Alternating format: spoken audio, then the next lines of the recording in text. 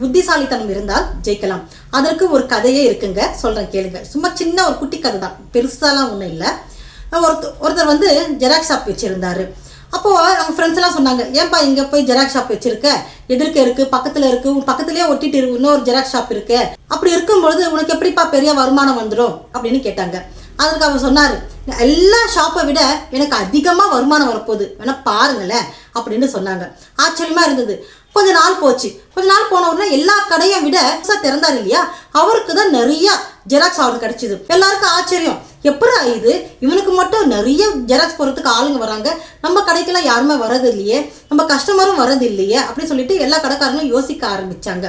அப்புறம் தான் தெரிஞ்சுக்கிட்டாங்க என்னன்னா, அவர் வந்து இப்போ புதுசாக ஜெராக்ஸ் போட்டார் இல்லையா, அவர் ஒரு போர்டு எழுதி வச்சார். என்னன்னா, இங்கு வந்து தமிழில், ஹிந்தி, இங்கிலீஷ், சைனா, ஜப்பான் இப்படி பல மொழிகளில் ஜெராக்ஸ் எடுத்து தரப்படும் அப்படின்னு போர்டு எழுதி வச்சாரு. இதை பார்த்துட்டு ஜனங்க என்ன பண்ணாங்க, அடட இந்த ஜெராக்ஸ் ஷாப்பில் தமிழ், இங்கிலீஷ், ஹிந்தி, சைனீஸ் பாஷை, ஜாப்பனீஸ் பாஷை எல்லாத்துலேயுமே ஜெராக்ஸ் எடுத்து தராங்களாம்ப்பா அப்படின்னு சொல்லிட்டு ஒரு பப்ளிசிட்டி ஆயிடுச்சு. பொதுவாக உங்களுக்கே தெரியும், நம்ம என்ன கொடுக்குறோமோ அது அப்படியே தான் ஜெராக்ஸாக வரப்போகுது. இருந்தாலும் இப்படி புத்திசாலித்தனத்தால் இப்படி எழுதி வச்சாரு. இதை வந்து சட்டுன்னு படிக்கும்போது யாருக்குமே வந்து ப்ரெசன்ஸ் மைண்ட் வந்து வேலை செய்யலை. இது எல்லா பாஷையிலையுமே ஜெராக்ஸ் எடுத்து தராங்கப்பா அப்படின்னு சொல்லிட்டு நிறைய பேர் போக ஆரம்பிச்சாங்க. இதுல இருந்து என்ன தெரியுது, புத்திசாலித்தனம் இருந்தால் ஜெயிக்கலாம். ஒரு விஷயத்தை செய்யறதுக்கு முன்னாடி அந்த விஷயத்தை எப்படியெல்லாம் செய்தால் ஜெயிக்கலாம்னு யோசிக்கணும்.